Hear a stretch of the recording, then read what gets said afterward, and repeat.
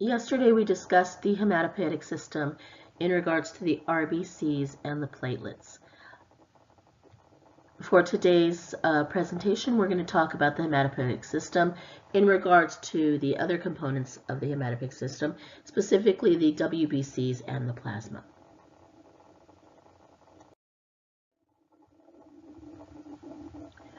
Remember, some of the main purposes of the WBCs and the plasma and the hematopoietic system itself regard to tissue perfusion, circulation, and immune function. When we're looking at that immune function, what we normally and typically look at are those WBCs. Those are the cells that are going to actually fight off or defend foreign bodies or infectious processes that are trying to attack the host. So the white blood cells, recall, if they're also produced in the bone marrow, they mature elsewhere in the body. So basically they're produced in the immature form or the band form there in the bone marrow, and they mature elsewhere in the body. White blood cells play a very important role in both inflammation and immunity. Remember, when we're looking at it and we have a high white count, not always indicative of infection, right? A lot of times it is indicative of infection. If you have a patient with an infection, they very well are going to have a high white count, provided that their immune system is functioning. Now, however, also patients who have an inflammatory process going on, maybe it's not an infection but some inflammation going on in the body, oftentimes they're also going to have a high white count. Different kinds of cells, white blood cells that we're looking at, those granulocytes and the agranulocytes. Remember the granulocytes, those are the ones that we're looking at, the neutrophils, eosinophils, the basophils, and some of the mast cells are all granulocytes, and they're identified basically by their structure. When we're looking at the agranulocytes, basically two biggest forms, your lymphocytes and your monocytes. Lymphocytes are your B cells, your T cells, your natural killer cells. Monocytes are going to be those macrophages. Normal white blood cell count, 5,000 to 10,000. Pretty standard across the board. I know at different facilities, you very well may look at the lab tests, and at PIH Whittier, they're one thing. At Kaiser Downey, the normals are something different, and your textbook or your lab book all differ by a little bit. When we're looking at white blood cells, pretty standard across the board. I don't think I've really seen anywhere else where it's not the norm of 5 to 10,000 being what we're going to see. A lot of times when we're looking at elevated white counts, you very well might also hear someone say with increased bands, or they might say bandemia, or they might say with a left shift, right? Elevated white count with a left shift. When they're talking about a left shift, they're merely talking about the fact that they have that bandemia, they have that increased bands. When we're looking at that, it indicates an acute infectious process going on. So a lot of times you may see that, or you may hear the doctor speaking about it, or it may be on a chart somewhere. So that's what they're referring to when they talk about that left shift or bandemia.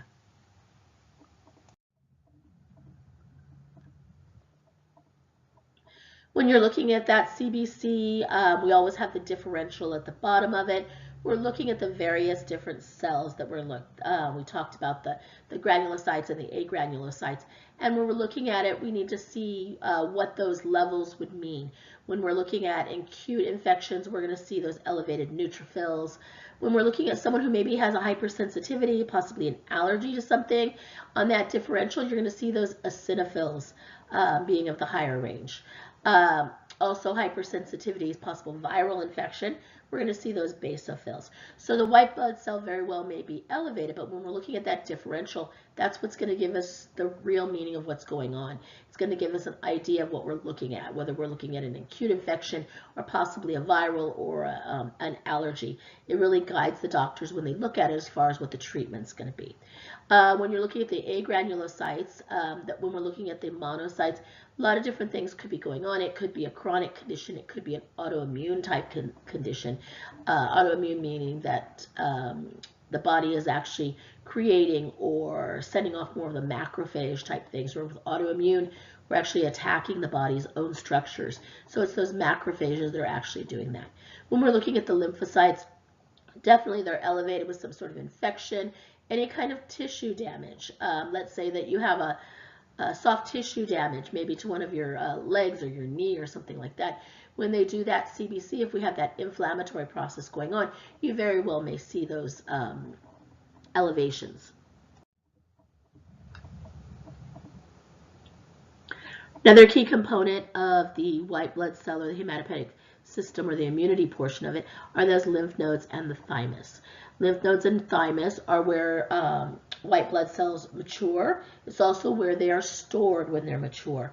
In addition to that, those two organ systems, they also filter out that plasma. They also play a key role in destroying bacteria within the body.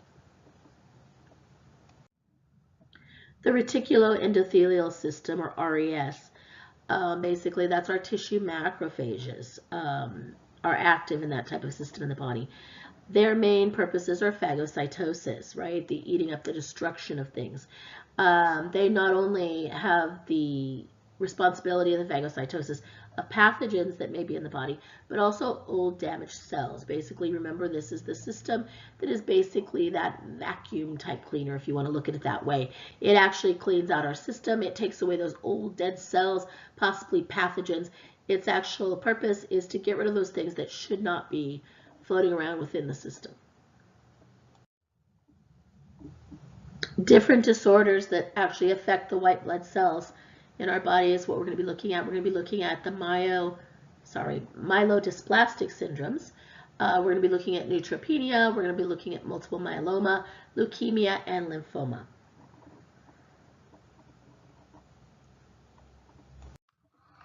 With the myelodysplastic syndromes, it's a condition in which there's abnormal cells growing in the bone marrow.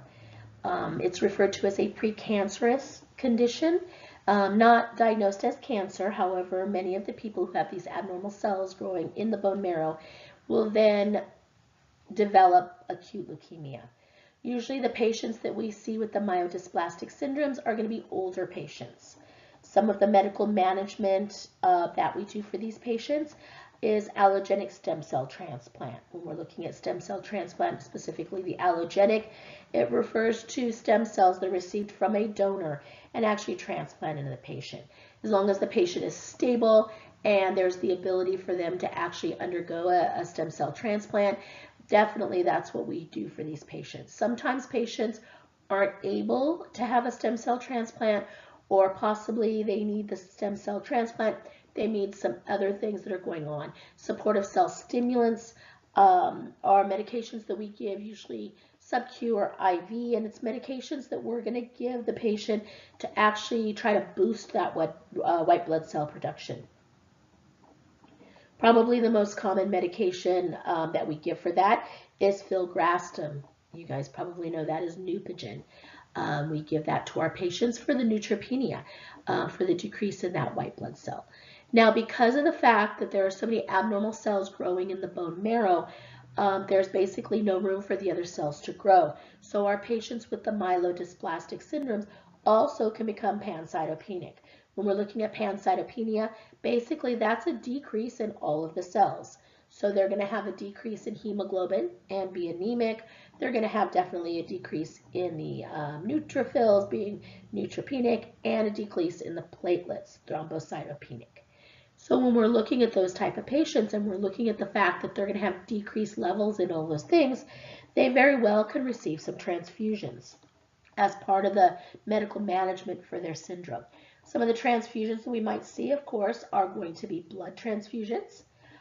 We can see platelet transfusions, specifically to treat the thrombocytopenia that might be present, and they may receive epoetin alpha transfusions. When we're looking at our body, normally our body makes a lot of neutrophils. On a daily basis, we're looking in the 100 billions that they actually create. So looking at nursing management, we're taking care of these patients who very well might be having a myelodysplastic syndrome type thing. We're going to look at those symptoms that they have. So basically, we're going to treat those symptoms. If we're looking at someone who is short of breath, fatigued from the decrease or the in the red blood cells or the anemia, we're going to focus our care plan or give us some nursing interventions that all have to do with that. Nothing new for us. You guys have written care plans or taken care of patients who are anemic. So it's all of that kind of nursing management. We're also definitely going to look at that safety portion. Remember, safety is always going to be important for all of our patients, but specifically our patients who are at bleeding risk. These type of patients are at bleeding risk because of their thrombocytopenia.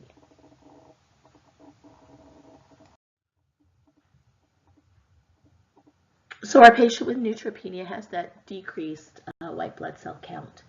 When we're looking at patients that have that, definitely anyone who has a disease process going on that is preventing the bone marrow from actually producing those white blood cells. Then we also have to look at our patients who are receiving medication that might be obstructing the ability to create those white blood cells. Chemotherapy definitely is a medication that comes to mind. And a lot of times our patients who are receiving chemotherapy, some of our patients who are receiving radiation, they are neutropenic as a response to that treatment. Clinical manifestations for our patient with neutropenic, obviously they're going to be at more risk for developing infectious processes.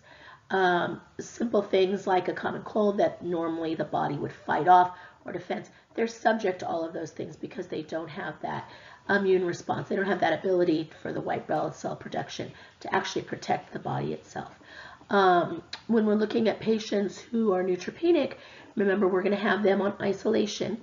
A lot of times when we have patients on isolation, they're on isolation maybe for MDRO, for various things like that, and basically we're protecting an infectious patient from spreading it throughout the thing.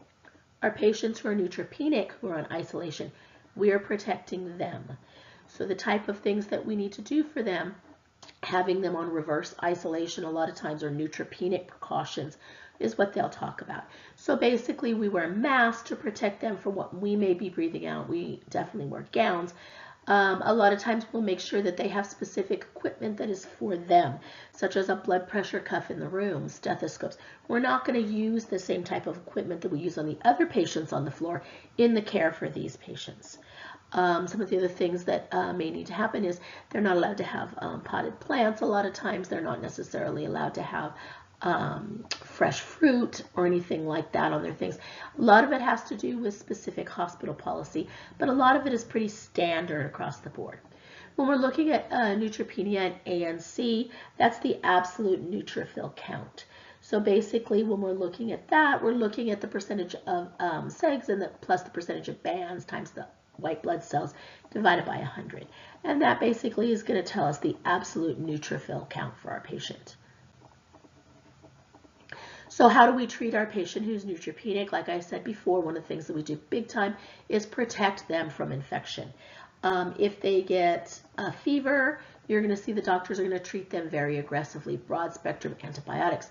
Then they're going to get cultures from various different parts of the body. They're going to give them an antibiotic pretty quick that has to do with whatever organism is growing in that area.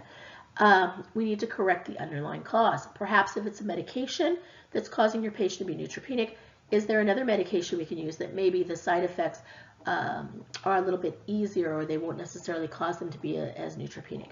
And we talked a little bit about pharmacological treatment. We can give medication to actually boost that bone marrow, or perhaps we can give them some medication, some artificial erythropoietin or something to actually boost up that ability of the body itself to make those white blood cells. Multiple myeloma is going to be a cancer of the white blood cells. The cancer cells that are there, the B lymphocytes, they're going to be there in the bone marrow itself secreting antibodies. It's a gammopathy. Because of this B lymphocytes that are there in the bone marrow,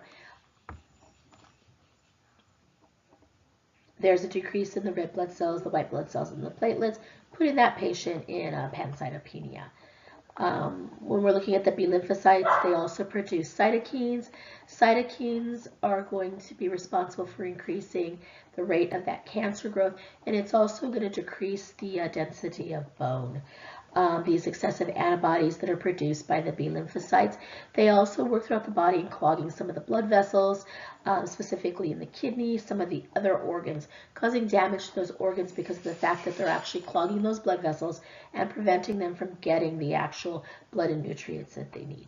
Without treatment, multiple myeloma can have progressed into aggressive bone destruction, bleeding disorders, problems with the kidneys, and basically it can end up progressing then to death also. Some of the clinical manifestations that we see, some of the things that they may only see is the fact that the patient's going to have an increased serum protein or maybe some protein in the urine. Sometimes they may be fatigued, those symptoms of anemia, bone pain, sometimes some kidney failure going on when we're looking at that. So ways in which that we treat this, suppressing that bone marrow. We can actually suppress that bone marrow, but with proteasome inhibitors.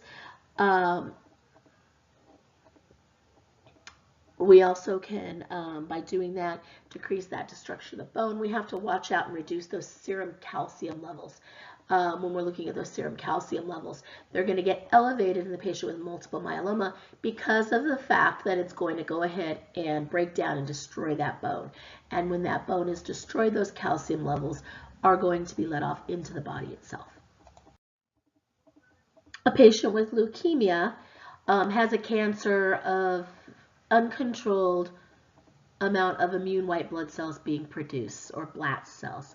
And because of this overproduction of the immature white blood cells, there is a decrease in normal cells that are produced in the bone marrow, putting the patient at risk for that pancytopenia.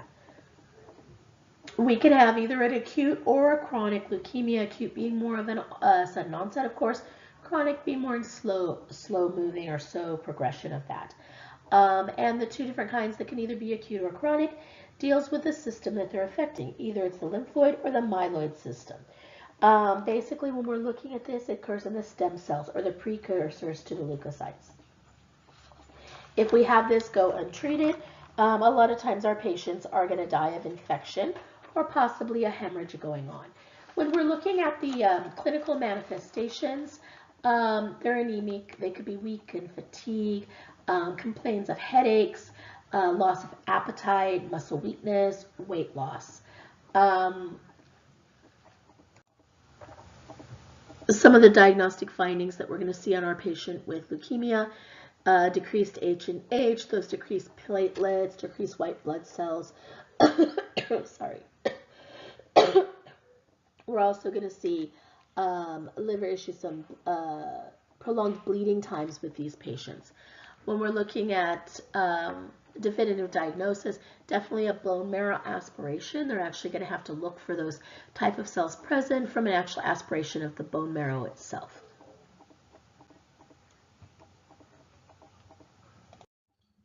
So a patient with acute leukemia without intervention, their disease process can progress rather quickly.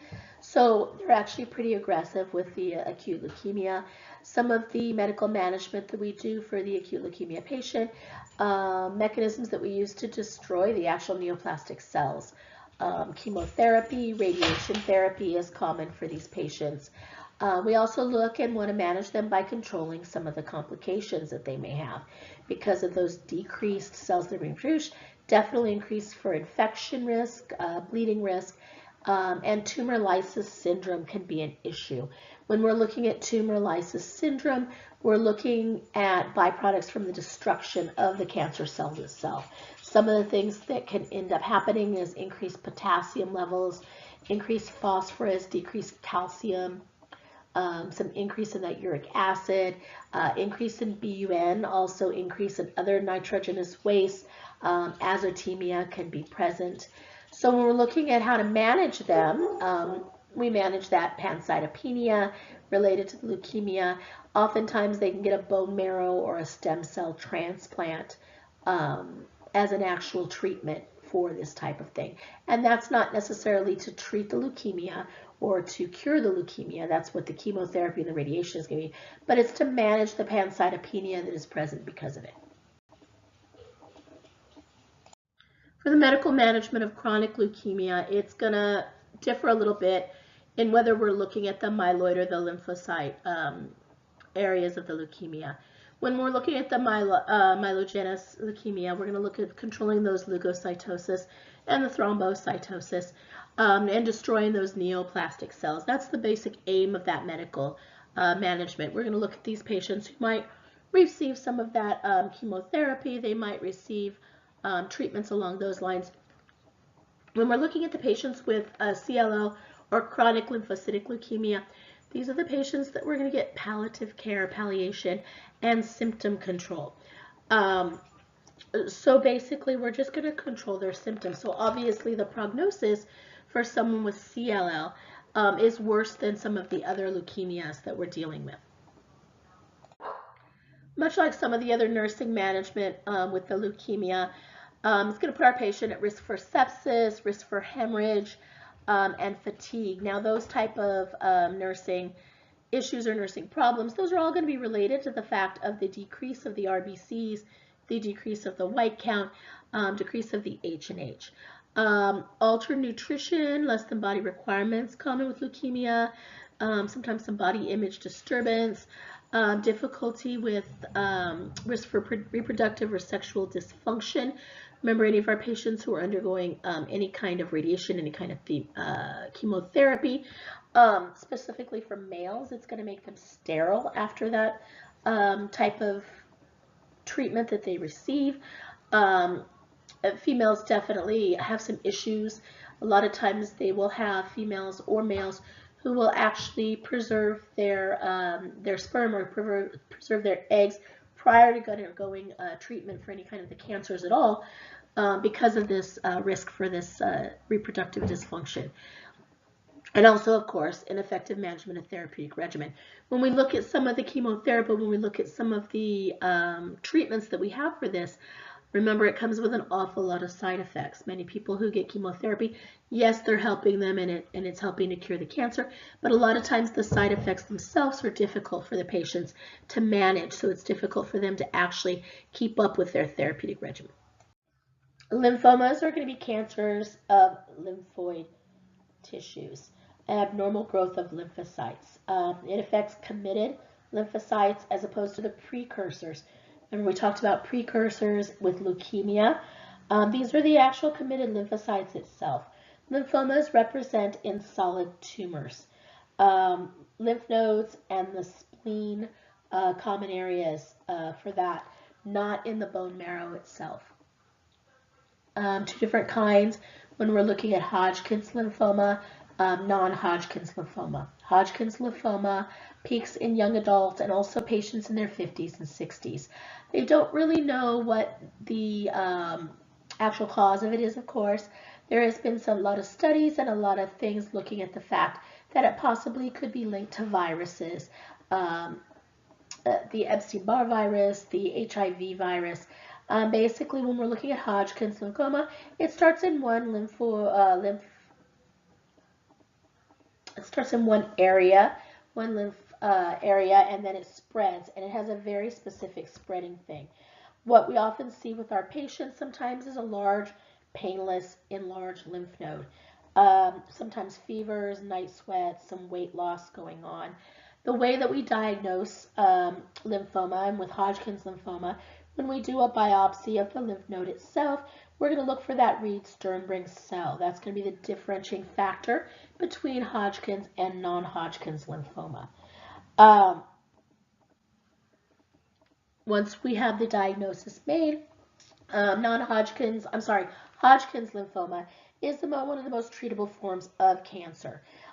In stage 1 and 2, we're looking at merely external radiation as a treatment for that. When the stages increase, then sometimes they can order the chemo and the radiation to go with this.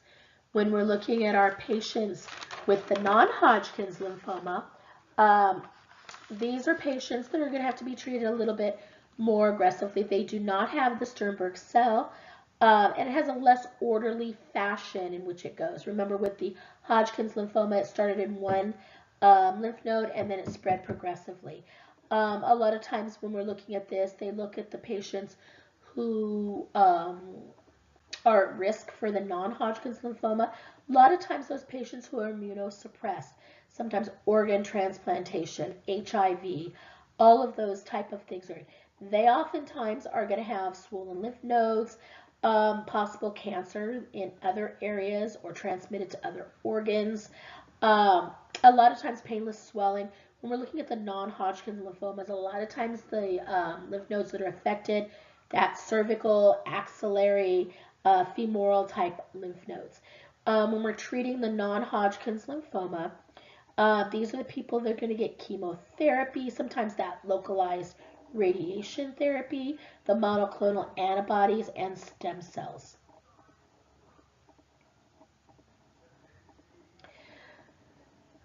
When we look at it and we're treating patients who have lymphomas and we're treating that, we basically need to treat them for the side effects of some of their therapy. Remember, when we're looking at it, the lymph nodes aren't necessarily painful. Definitely, we're going to give them chemotherapy or radiation, so we need to look at some of the side effects of those therapy. The GI symptoms definitely with the chemotherapy and things, sometimes some skin issues when we're looking at the radiation. Once again, we're looking at the possible sterility for the males, specifically in the abdominal and the pelvic region. We're looking at different things that are going on. So we look at the treatment that we're giving, and that other than that, we need to treat them for those side effects of the therapy that we're using.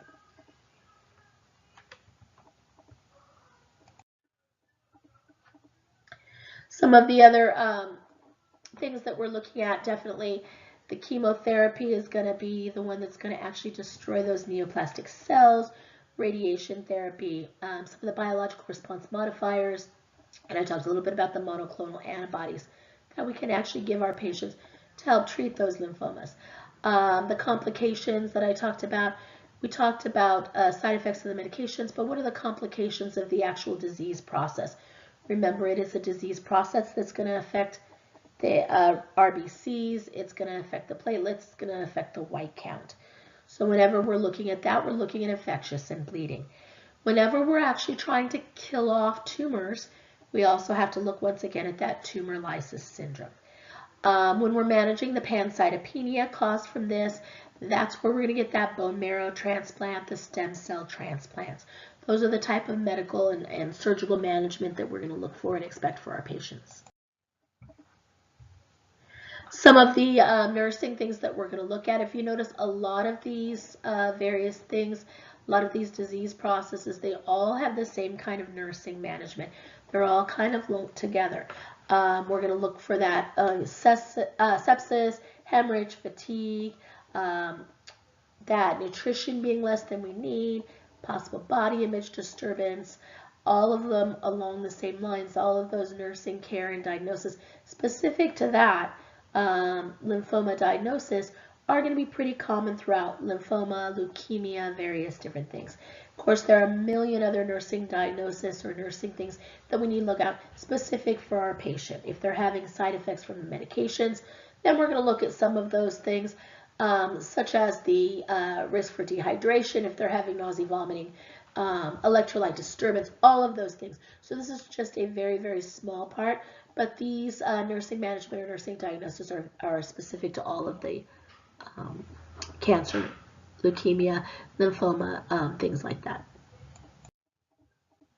So central venous access devices are devices that we use, basically central lines. Central lines are things that we can give medication through. You can give nutrition through it if you're looking at TPN, fluids, basically from critically ill patients that are in the ICU to patients that actually go home with these central lines or central venous access devices or central vascular access devices. Four most common of these type of things that we're looking at: non-tunneled catheters, tunneled catheters, PICC lines or peripherally inserted central catheters, and of course implanted ports. When we're looking at location is going to be very important. When we're looking at it, common to all four types of these central lines or central lines that we're talking about is where that catheter tip is. If it's inserted correctly and we're using it, basically the tip of that central line is going to rest in the superior vena cava. The only difference is if it's a femoral line, it is going to rest in the inferior vena cava. But it's going to be in the vena cava, whether it's superior or inferior. It's where that massive rapid blood flow is. Whenever a patient has a central line, pretty much standard. We confirm it by x-ray before we use it. We want to know that that tip is in the correct place. There's been a lot of work and a lot of research done with different isotopes being placed on the end of these catheters. Some facilities will do it by EKG, some things like, but pretty much standard is you have to check it by x-ray. So if someone comes in, whether it's a resident or someone else, and they say, okay, we've got, a central line, we've got a PIC, or we've got a tunnel catheter, go ahead and start using it. You're going to want to make sure that that x-ray is there, because you need to make sure that that x-ray says that the tip of the catheter is sitting where it should.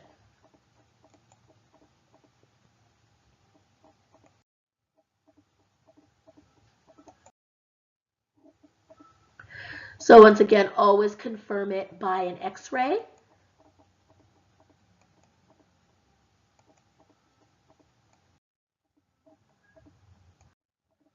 All right, when we're looking at non-tunneled central lines, these are large bore catheters. Subclavian vein is often used. Upper chest, internal jugular I've seen done. They're about 7 to 10 inches long. They can have up to 5 lumens in them. Inserted by the MDs, PAs, some NPs at the bedside or in the OR. They do have some of the highest rate of infections among the CVADs. And there's no real standard for how long they can stay in place. Once again, we definitely need to have it placement checked by x-ray. When we're looking at it, these are our patients sometimes in the ICU, emergency, trauma. Because of their high rate for infection, these lines don't normally stay in very long. But they are there. They're sometimes very, very quick and easy to get. When we're looking at the femoral, which is a possibility if we're to put the non-tunnel central line, they're not going to use the femoral as much because of the increased risk of infection for that area.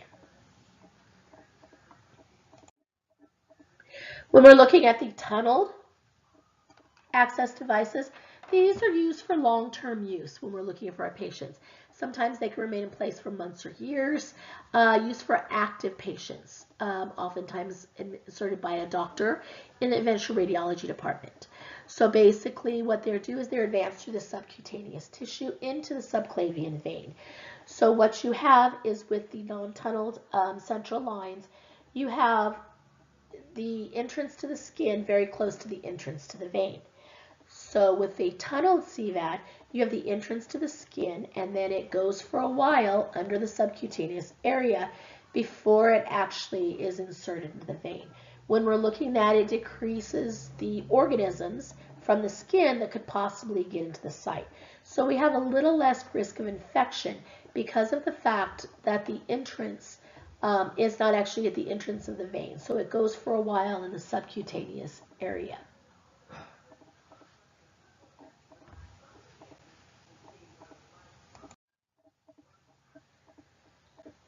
Probably the central line that you guys are most common and used to seeing is the PIC line. I don't know how much experience you've had with the PIC line because depending on the hospital facility, they have a varying degree of what students can actually do with the PIC lines. I know at the PIH hospitals, both Downey and Witter, students are not allowed to push medicine or give medicine through an unaccessed PIC line.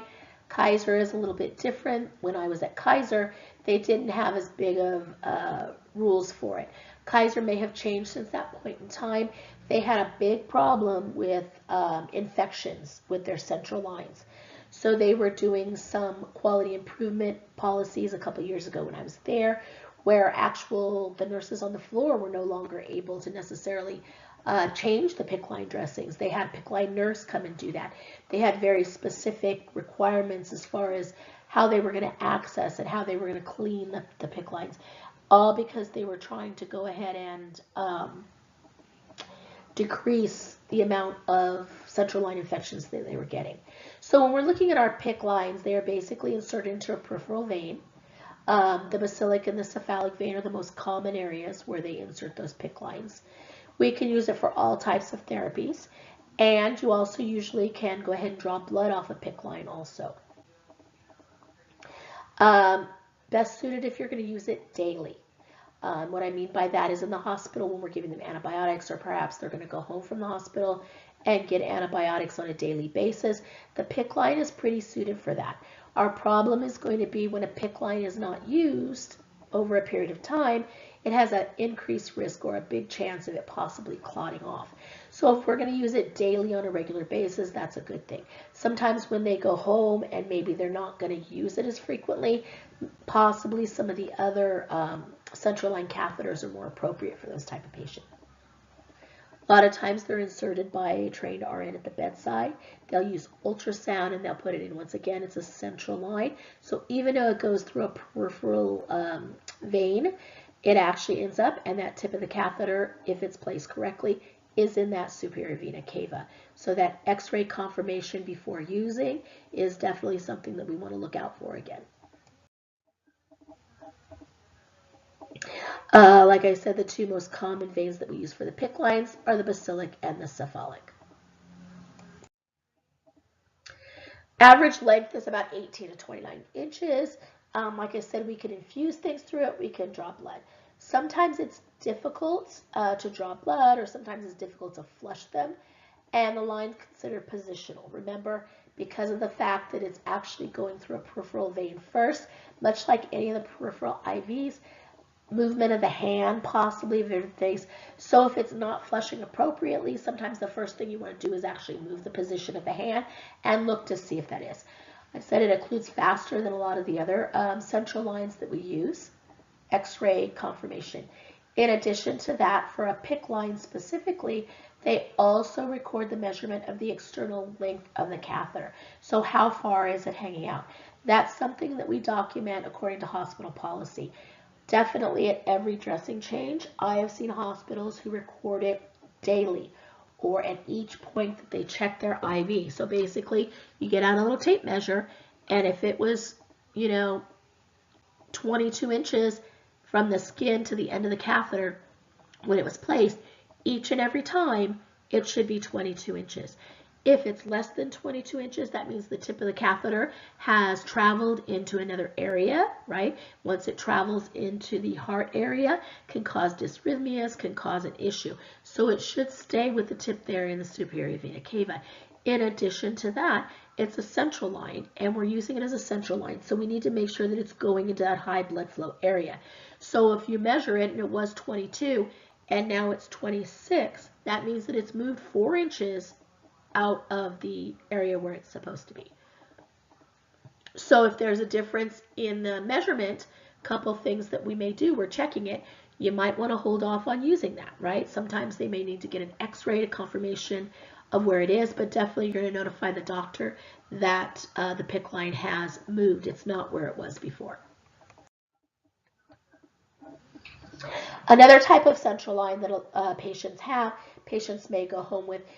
Sometimes these are central lines that aren't used as frequently, implanted ports. So these are implanted ports. They're done oftentimes in the OR. I have seen some of them done in interventional radiology. Majority of the time, we're looking at OR.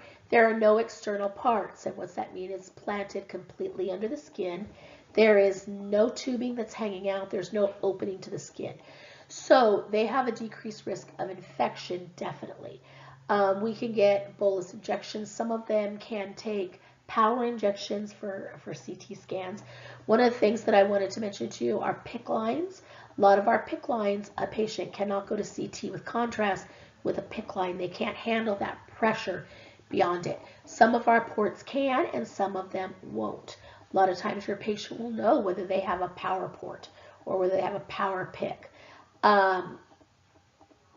To access these, the skin basically grows over the top of it, so there's nothing out. Decreases that risk of infection.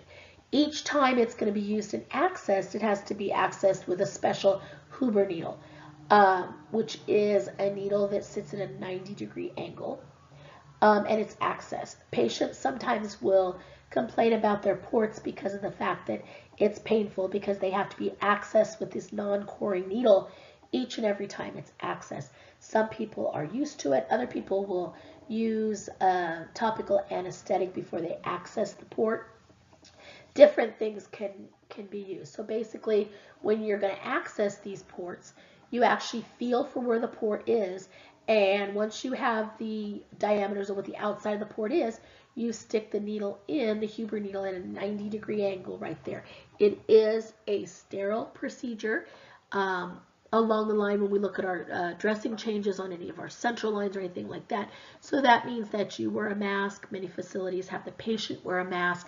You wear sterile gloves. You do various things because that's going to decrease the risk of the infection. Because if we actually introduce organisms into these implanted ports, much like with a PICC line or any of the other central lines, it goes right into the main bloodstream.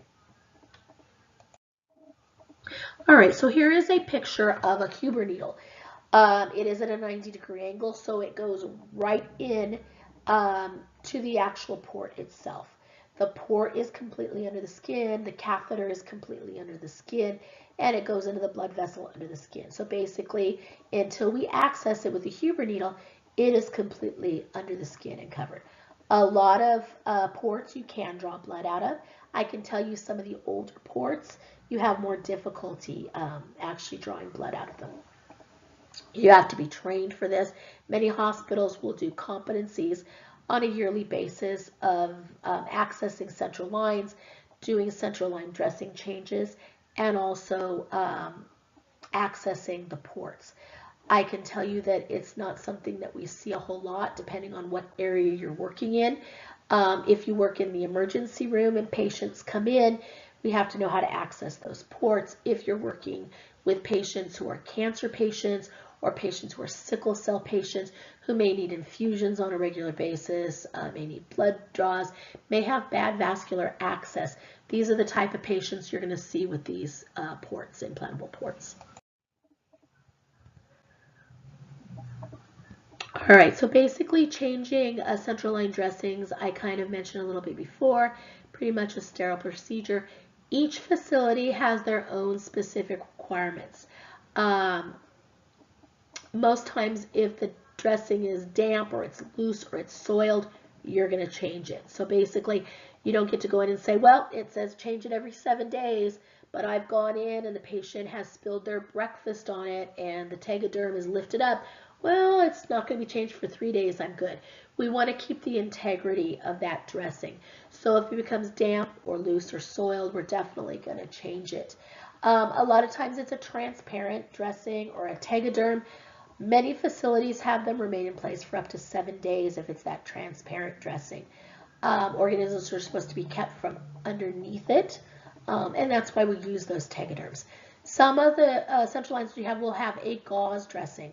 If it's a gauze dressing, we usually change it every 48 hours. Now, hospitals get to pick their guidelines on what they're going to do, but they have to be at least as stringent as the CDC, right? Catheter-related bloodstream infections is a big point. We have a high risk for infection. We have a big problem with it depending on your facility. Now, when I was at one of the facilities last year or the year before, they had something like 30 central line infections that could be traced back to this unit in 1 month time. That's an awful lot of central line infections. So they were doing things and implementing procedures to try and bring down those rates of infection. Okay, and just a reminder, in addition to reviewing this presentation, we also have 2 articles for this week that you can also find on Canvas, looking at lymphoma and leukemia, and how do we treat patients with the myelodysplastic syndrome. Both those articles specifically relate to this presentation. Once again, I know that it's difficult because you're not able to ask me questions if they come up. Hopefully you've written down those questions, and I will be addressing any questions that you may have during lecture on Tuesday.